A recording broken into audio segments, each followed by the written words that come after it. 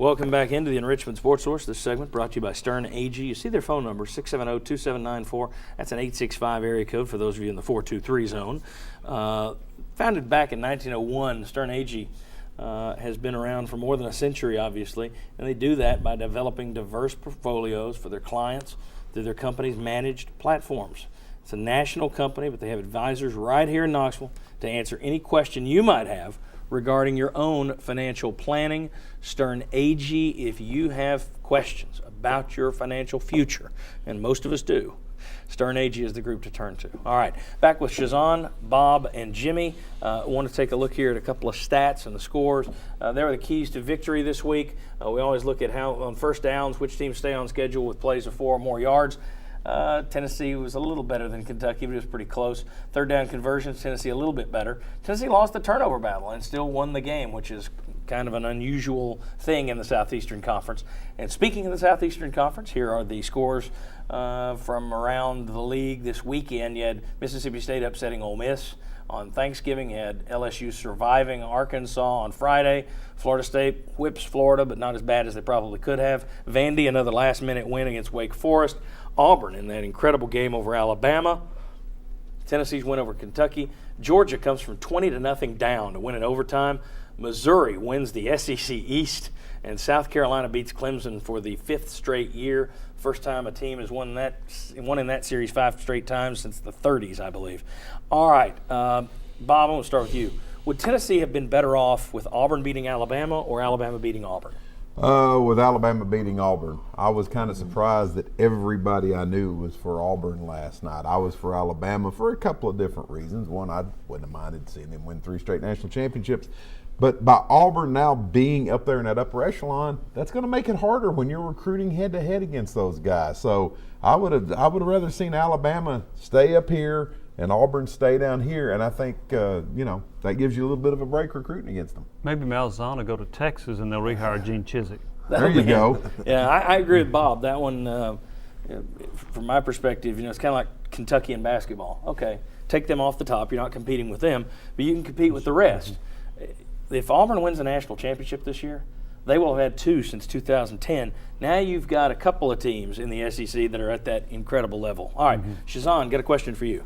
Patton Robinette scored the game winner against Tennessee last week from Maryville, Maryland. Deshaun Mobley from Powell rushed for nearly 150 yards versus Tennessee yesterday. Butch Jones is showing more interest in local players than the predecessors did. Is East Tennessee high school football improving? You're a former East Tennessee high school football player. Is it getting better? Yes, definitely. It's getting better, and it's a shame that we've let so many get out and get away from us. I had one door out the gate into the University of Alabama. I was on my way to Alabama. I was gone. And Philip Fulmer came and saved the day. I mean, I think we're letting too many of them get away. And I've been saying this for the last 15, 20 years. We have some great athletes in this area. Some guys that are built off the right things. Tennessee, we never quit. We keep coming. You got to think about, I remember a day when I was a young kid, I watched Keith Delone, Kelly Ziegler, that kid from another kid from out of Cleveland. I watched Dale Jones. I watched them make Bo Jackson quit. Yeah. Well, I mean, look, you've got some guys in East Tennessee. I think you're seeing more of them on SEC rosters. For years, there were guys that got away, but they didn't come back to haunt Tennessee. Now you're starting to see some guys. Randall Cobb at Kentucky was a guy that didn't beat Tennessee, but was somebody you had to worry about. I think it is getting better in this area. It'll be interesting to see if it continues to improve, but I think it's improving. Just a very quick yay or nay on that. I'm going to say yay. Okay. I think it's getting broader. Well, I'd take 20 minutes to explain. Jimmy? There are more good players. There may not be that many more SEC caliber players, but there are certainly more good players from East Tennessee. I'll end with you, Jimmy. All things being equal, who should face Florida State in the BCS championship game?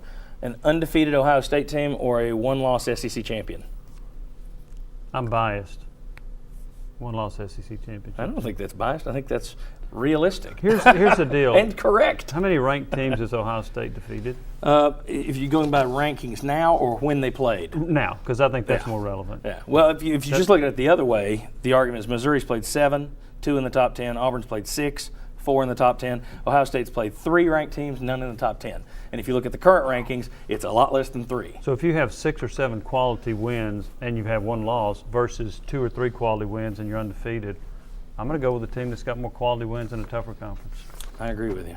It should be a one-loss SEC champ. I'll agree just because I hate Ohio State. So there you go. That's another reason. All right. Shazan, thank you for this year. It's been good to have you. We'll have you back on the show.